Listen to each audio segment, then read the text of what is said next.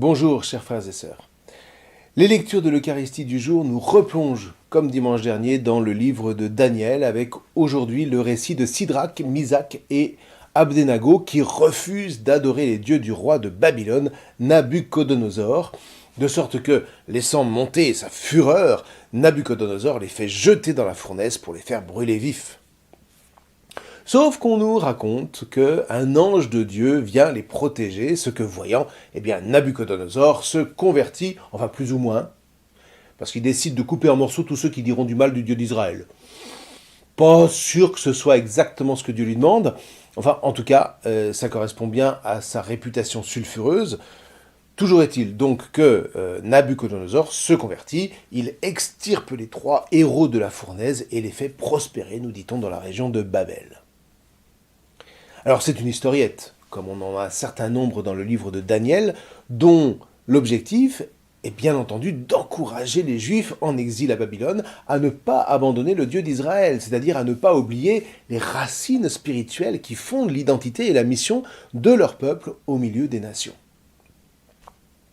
Alors par ailleurs, il y est question d'un ange qu'on nous décrit à la fois comme un homme et comme un être divin, ce qui renvoie à cette vision fondatrice du monde angélique que la Torah nous décrit à propos du songe de Jacob, à savoir ces êtres qui montent et qui descendent un escalier qui relie le ciel et la terre. Ce qui veut bien dire, au demeurant, que ces messagers, angelos en grec, un malach en hébreu, n'ont pas particulièrement d'ailes, puisqu'ils ont besoin d'un escalier. Alors, bon, sans rire, il faut vraiment aujourd'hui, si on veut être crédible un minimum dans notre foi, il faut vraiment sortir de ce que j'appelle souvent cette religion à plumes qui donne des ailes d'oiseau aux anges comme à l'Esprit Saint. Vous voyez, nous ne sommes définitivement pas des adorateurs du pigeon. Et je le dis en souriant, mais croyez-moi, c'est le jugement qu'on suscite quand on se laisse déborder par une espèce de trop-plein d'imagination infantile qui tombe trop souvent du côté de la superstition. C'est très dommageable, en tout cas dans le monde d'aujourd'hui qui a tendance à faire des anges des concurrents directs de Dieu. Personnellement, je ne compte plus le nombre de fois où j'ai entendu des gens et des chrétiens me dire qu'ils ne croyaient pas spécialement en Dieu, mais qu'ils croyaient vraiment dans les anges, qu'ils assimilaient à leur bonne étoile. Alors, entendons-nous bien, je ne suis pas en train de vous dire que les anges n'existent pas. Simplement, ils ne ressemblent pas à des albatros, c'est tout. Ce qui nous permet de nous recentrer sur leur véritable mission, à savoir porter des messages de la part de Dieu aux hommes. Et pourquoi pas ? Vous voyez, il n'y a aucune raison de penser que Dieu n'aurait créé que l'homme comme une espèce d'être intelligent et bon. Alors bon, c'est sûr que je laisse de côté ici la question des anges rebelles. Ceci dit, c'est vrai aussi, comme dit Jésus, que la mission de certains d'entre eux est de nous protéger. Mais regardons bien comment. Le récit ne nous dit pas que Sidrac et ses compagnons ont été épargnés de la fournaise. Ils sont bien dedans. Simplement, à l'intérieur même de l'épreuve, l'ange est envoyé pour qu'ils restent tous les 3 complètement libres. Libres non seulement des flammes, mais surtout libres de la fureur de leurs ennemis. Libres non pas uniquement parce qu'ils seraient forts intérieurement, mais parce que, ayant la foi, cette foi leur permet d'accueillir la présence de compagnons célestes qui combattent avec eux. Et encore une fois, pourquoi pas ? Pourquoi penser la foi comme simplement des individualistes forcenés qui voudraient être branchés en direct sur Dieu sans demander de secours de qui que ce soit d'autre. Alors, non pas que les anges nous sauvent, ça, c'est la prérogative de Dieu en Jésus. Mais il n'empêche, ce sont ces envoyés qui, parce qu'ils sont là, simplement, parce qu'ils nous font voir et vivre les choses autrement, comme on vit une épreuve autrement dès lors qu'un ami est auprès de nous et qu'il nous tient la main, eh bien les anges donc sont cette présence réconfortante qui nous encourage de la part de Dieu à demeurer fidèles en toutes circonstances.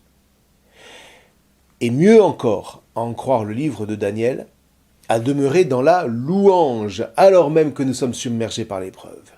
Parce que la louange, loin de n'être qu'une sorte d'excitation hystérique, est au contraire l'arme très puissante qui nous permet de discerner des portes à ouvrir, qui nous permet de discerner des points d'appui là où, humainement parlant, nous n'y voyons plus rien et qu'il nous semble être complètement dans l'impasse, complètement démunis.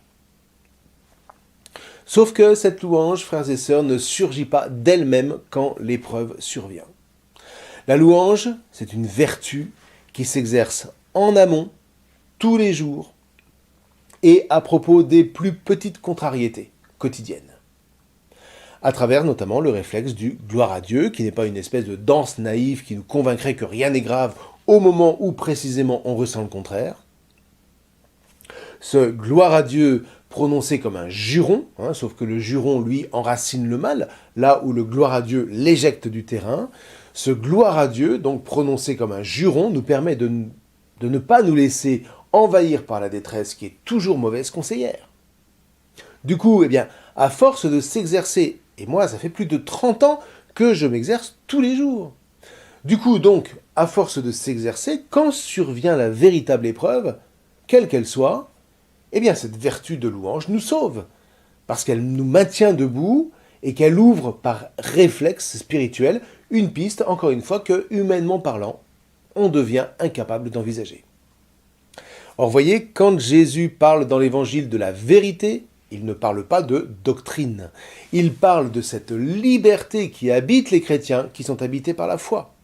Une foi à toute épreuve, portée par une louange qui est caractéristique de toute la Bible, y compris le Nouveau Testament.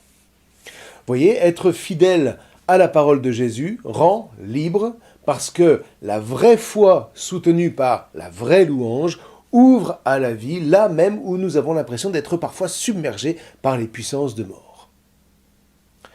Alors aujourd'hui, frères et sœurs, la liturgie nous invite au cœur de l'épreuve d'un confinement qui promet de durer, d'être, vous et moi, des hommes et des femmes de louange que la perspective d'un avenir proche et difficile ne saurait effrayer.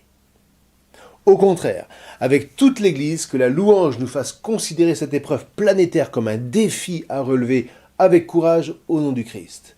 Et c'est ainsi qu'à notre tour, eh bien, nous entendrons Jésus faire de nous des anges, c'est-à-dire des messagers pour aller porter secours, par notre simple présence de foi, à tous ceux qui se sentent plongés dans une fournaise de détresse. Et si nous les lui demandons, le Seigneur, je vous le promets, nous donnera des ailes apostoliques. Mais j'en ai peur, sans plume. Gloire à Dieu. Amen.